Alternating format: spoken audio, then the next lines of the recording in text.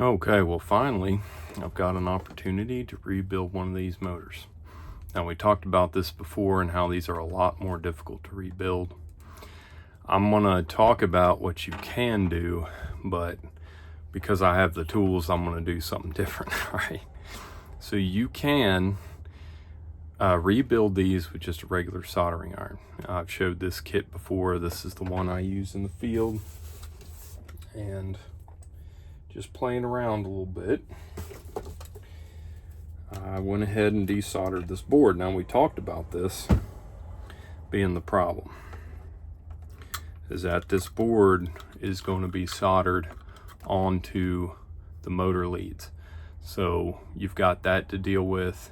When you're taking off the backing plate, you're going to have this adhesive to deal with because they glued the IC straight to the backing plate of the motor. All right, a couple of things to be aware of. Now, getting this board out with a regular soldering iron is a bit tricky, but it can be done. Now, maybe I should have filmed this, but you got to understand I do have a full-time job. Filming is not something that I make money on, okay? So look at this. It's going to be in here like this. You're going to have to put a bit of tension on the board and go through and liquefy this, liquefy that, keep going until you're not making any more progress. And when I say progress, it is very, very small. You just gradually walking this board off the pins, and it can take 20 reheats of all of these to accomplish that, but it's definitely doable. All right. And then what you're going to find is that these are going to be plugged with solder, making it very difficult to reinstall the board. So these desoldering pins are okay. There's not one that's going to work for these leads because they're pretty unusual. So you're not going to be able to use it like normal, but you're going to find one that fits well in there. This one's too small. You're going to liquefy that solder and just kind of like clear out the hole, and then you can reinstall it or close to it. Sometimes you got to heat sequentially to get it to reinstall. It's a real pain, but to be honest, if you're only doing a couple of these a year, it's probably worth it. I have this tool because well, as you know from the channel, I'm pretty deep into electronics and used to do all kinds of repairs. This thing paid for itself many times over, but it's expensive. So let me get set up and we'll go through a full rebuild on this ridiculously expensive motor. Any of your VRF units that have these variable speeds, this is true of mini splits, the motors are going to be outrageous. And as I said in the last video, most of the time, in fact, I don't know if I've yet in my career to find one of these that is bad electrically. It's always the bearings that fail. And the bearings are cheap. So for this motor right here, with this part number, these are the bearings you're going to need. You're going to need that 601 I already showed.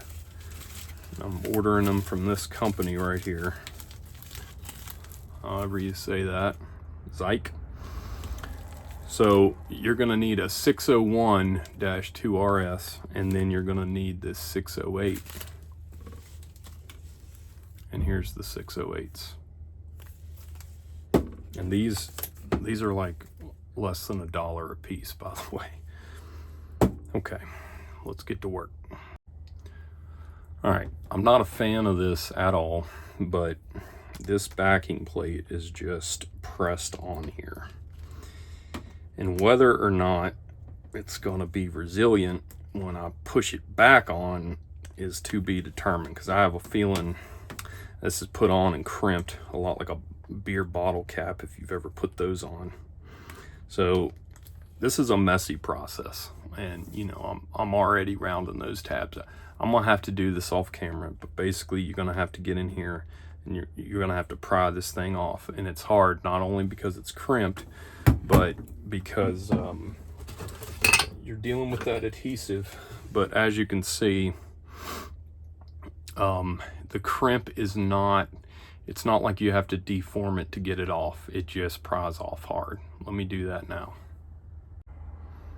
All right, like usual, I'm always learning, and I think I found a better way to do this. So you can use a socket, anything you got that's a spacer. These magnets work well because they can just kind of stay in place and stick on the screwdriver. But fortunately, these tabs are located right near the motor ears, so you've got a little platform there. Okay, I just heard the adhesive let loose, but yeah, much better way to do this here. All right, let's see, I think this side, yeah. All right, yeah, it's, you know, once you get in here like this, you're gonna have to be sure that, okay, you're gonna have to be sure that you don't put too much tension on this board. But to be honest, I am not, it's grueling. It's like taking apart a mini split. You always feel like you're you're breaking its bones, and then you get it back and it works fine. So I really think it's going to be like that.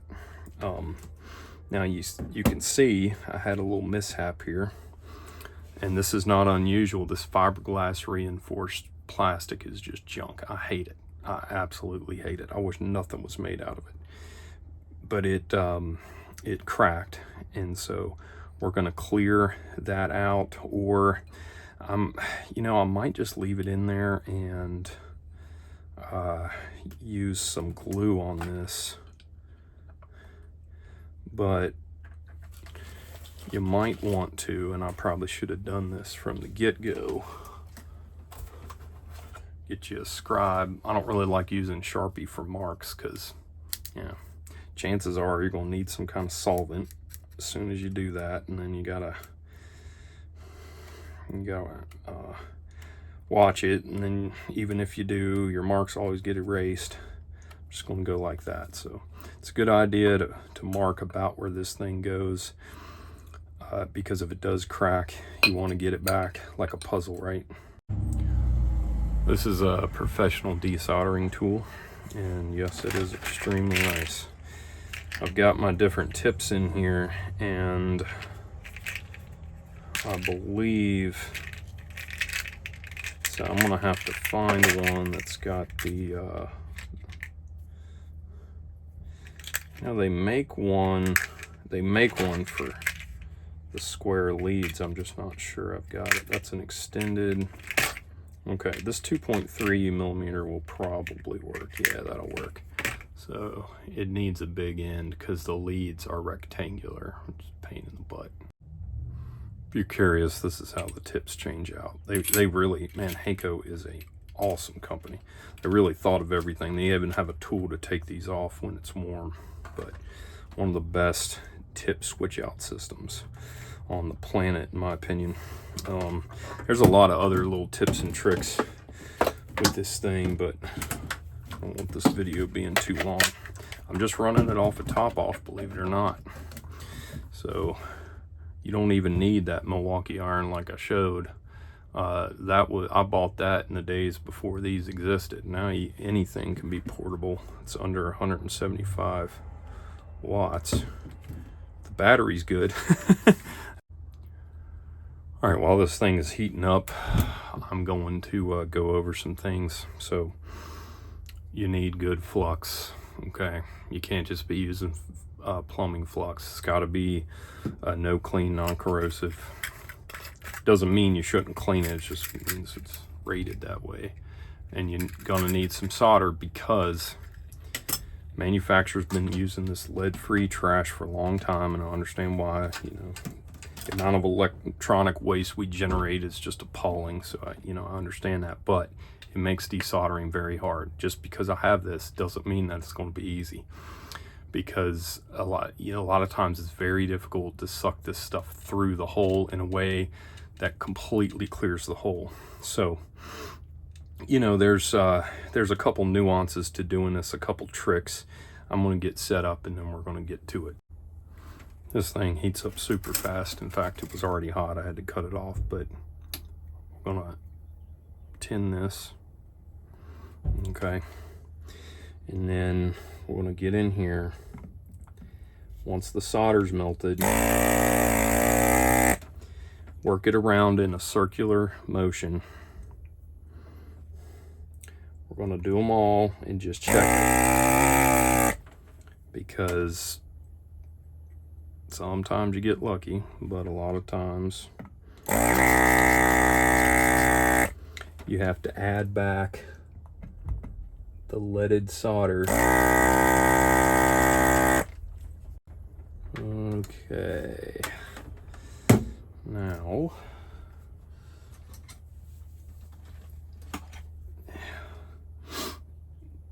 I'm going to be very gentle.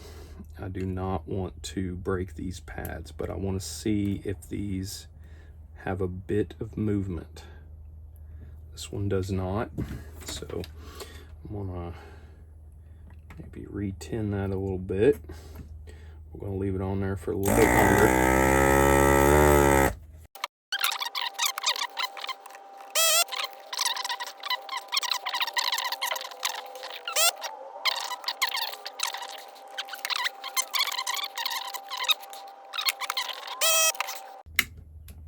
Okay, there we go. All right, she's free now. Now, the board itself is difficult to get out on its own without the solder, but so that's where it gets a bit tricky. You know, you're trying to figure out how much can I pry on this board. I'm gonna check the back. Okay, so nothing but test pads and stuff back in here, so I'm good. I didn't hurt anything. Now here's my motor. Gotta take off this. Ooh. All right, this is some kind of weird ground pin or something. I dropped the last one too. Just always forget it's in there. It goes in one of these two grooves, so I'm gonna have to get that figured out. But just so you know, watch out for that. It's right down in here. Okay, let me get off this Jesus clip. If you remember how they got that name from the last video. All right, here we go. It's a 601 and the little 608. Always like keeping the socket with my pullers. I've talked about that before, but just go to the pawn shop and get you the socket you need. Easy peasy. Now that's done. Oh, there's a burr there. I'll do that later. Let me just show this one real quick. There's a little burr here that I'm gonna have to use a puller again, but I'll go ahead and show it. This is a windshield wiper puller, which you who follow my channel already know. Now, there is an issue with this, and that is that we have a very, very small shaft. So I'm gonna have to find a ball bearing or something to stick in there. All right, here's, I just got a little screw in there. It's a little wonky, but let's just give it a shot. These normally aren't too tight.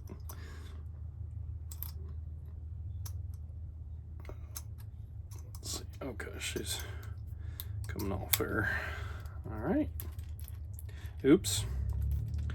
I did not see that. So I made the mistake of not looking close enough, and I bent this Jesus clip. So I'm gonna have to bend it back. That's probably not a huge deal. You just need a little bit of retainment to keep that bearing from slipping down. So instead of, you know, machining the fit, they're just using a C-clip to hold that bearing in place. I believe of the two, this was the bad one. I don't know if you can hear that scraping. But, and I might have misspoke earlier. It's a 6201 that you need, and then one of these 608s. All right, so this time I'm gonna put this one on first. Now, This one just gets hammered up to that C-clip. You can kind of see the witness mark there where it was. Man, doing this stuff on cameras is kind of a pain, to be honest. Oh, some of this looks a bit awkward. It's because I'm trying to like work around the camera. I got this piece of oak. Now, I didn't feel like digging out my cast iron, but this will work, honestly, I think a bit better. It's just 1/2 inch plumbing copper, so 5/8 OD, hard drawn. And we're going to, I'm not going to put the back bearing on like I did last time. Obviously that was a mistake. I'm going to get this thing. Now if the camera gets shaky, I apologize. I might have to cut it out. But this hammering is going to be rough. Oh, there we go. Easy there.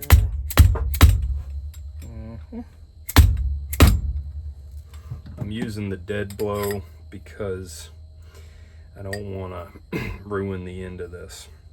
Now, if you don't know, there's a big difference between a dead blow and a rubber mallet. So I'll just throw this out for free. The dead blow has got a bunch of beads in it. You can hear those. But the reason for that is so when you go to hit something, those beads slam forward and they keep your hammer from bouncing back. So with the rubber mallet, you're losing a lot of your force because that rubber throws your hammer back. With the dead blow, you don't lose much at all. And you know, they get chewed up and you got to replace them. But it's a much safer way to hit sheaves and all kinds of different things like that. In fact, it's so safe that I can probably pop this bearing without worrying about much, especially since after I saw last time, they just ain't that, they're not pressed on that bad. This is nothing like an automotive bearing, nothing like that. Okay, bearings in place. Gonna make sure they spin nice and free. Let's put everything back together. This is a pretty cool little thing here, and I probably need to do a short on it, but where these come from is the cosmetic industry. Believe it or not. And if you go to order them, you're only going to find the little small ones for hair dye. So I ended up having to make this. This is just a piece of round stock soldered onto a tube that I hammered flat and then cut that with a grinder.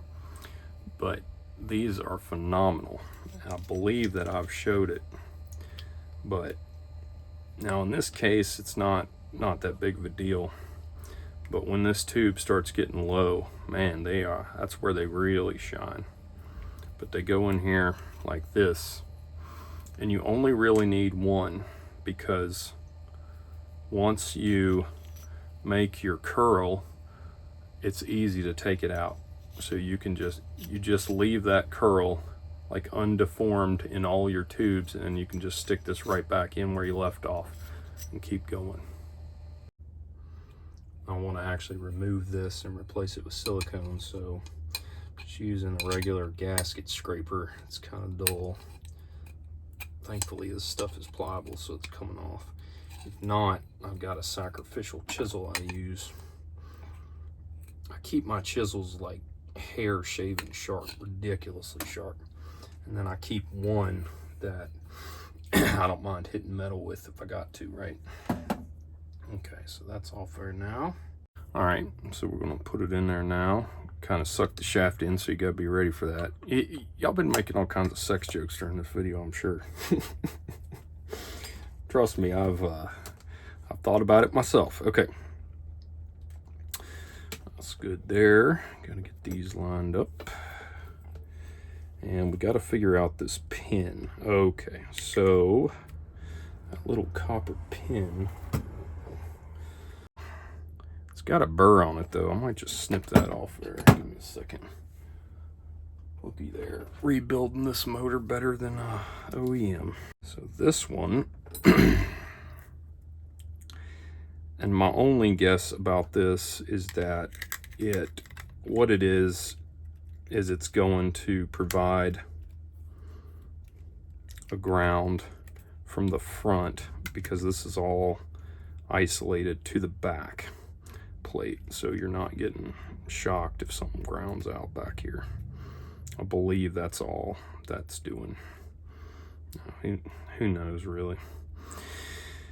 Okay, so as far as soldering this back, I'm just going to use my HowTo because that's you know, what I got handy. And technically, because these pins are tinned, you don't necessarily have to use flux, but I'm going to because it makes the solder a lot, it just makes it flow, and it modifies the surface tension of the solder in a favorable way as well. So I tend to use more flux than less in electronics. Shoot, I got board lifted up a little bit. There we go. Now, it's one reason that I went ahead and took off that adhesive, because my height difference may be slightly different, and I don't want to be putting a bunch of strain on that chip.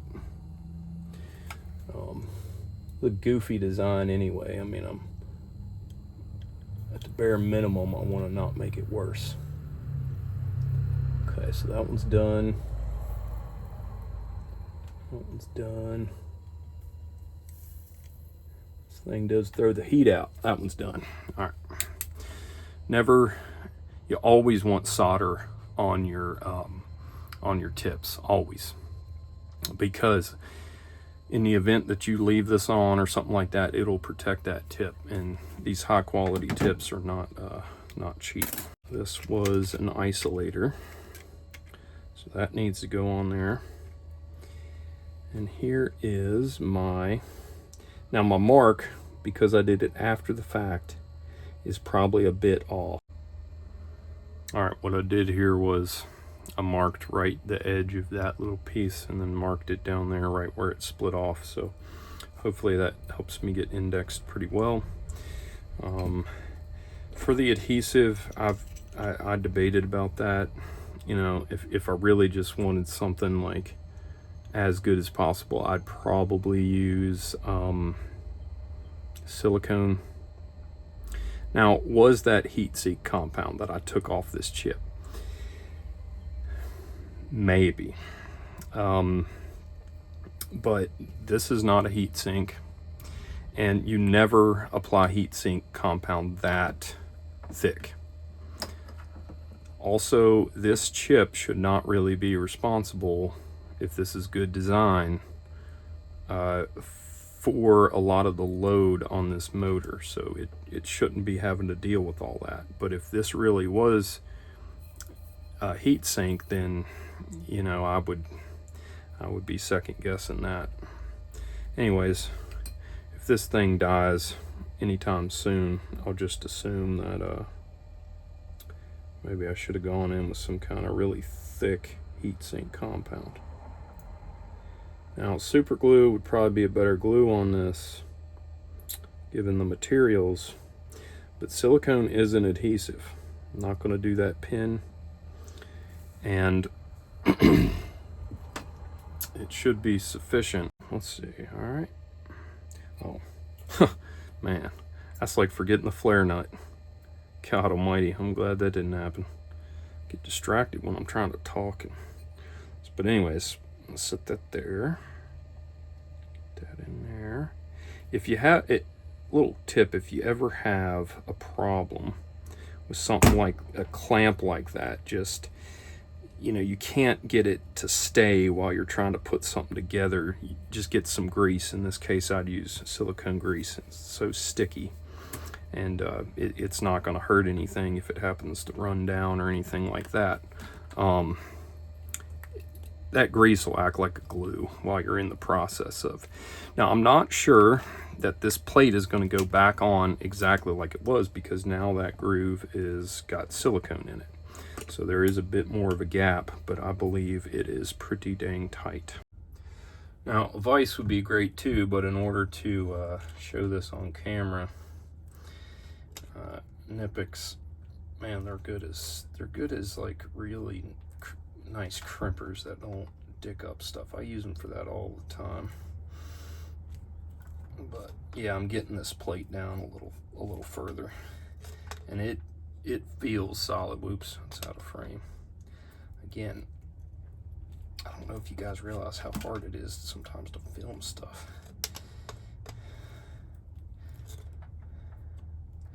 That's why my channel took a dive recently. I got burnt out, but that had to do with a lot of life stress too. I want to show one more thing. I'm rebuilding this other one while I got everything out. And I don't know why they put these in here and didn't use them, but it looks like this one was heated. And if you've got one of these white posts that's crimped down on the board, make sure you cut that off with a pair of flush cutters. You see how those work?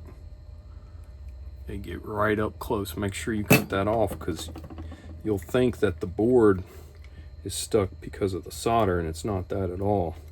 It's that standoff that's melted down, holding it in. So FYI. This is really cool. Look at this old vault right here. Wow. 1931. That was a different point in time, it was. Let me get you up close here, but I hope the camera's picking up how bad that bearing is, man. It's just so bad.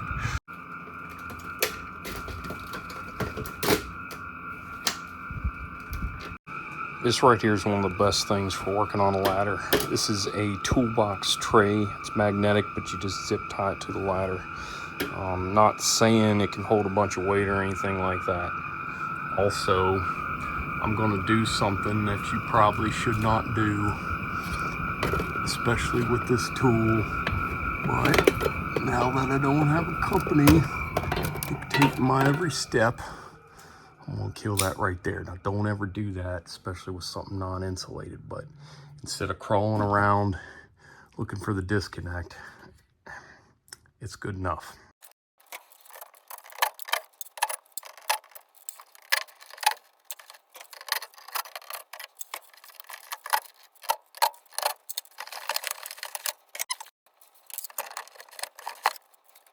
It's not the same motor that they normally use in these cassettes. All right, real quick here. This motor with this part number takes 2 of the 608 bearings.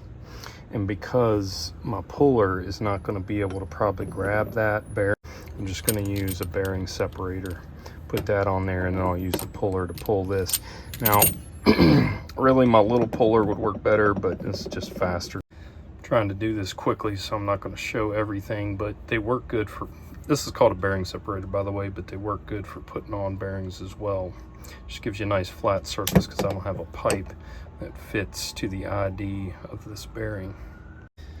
Just hammered it on with this right here. Went on there perfect.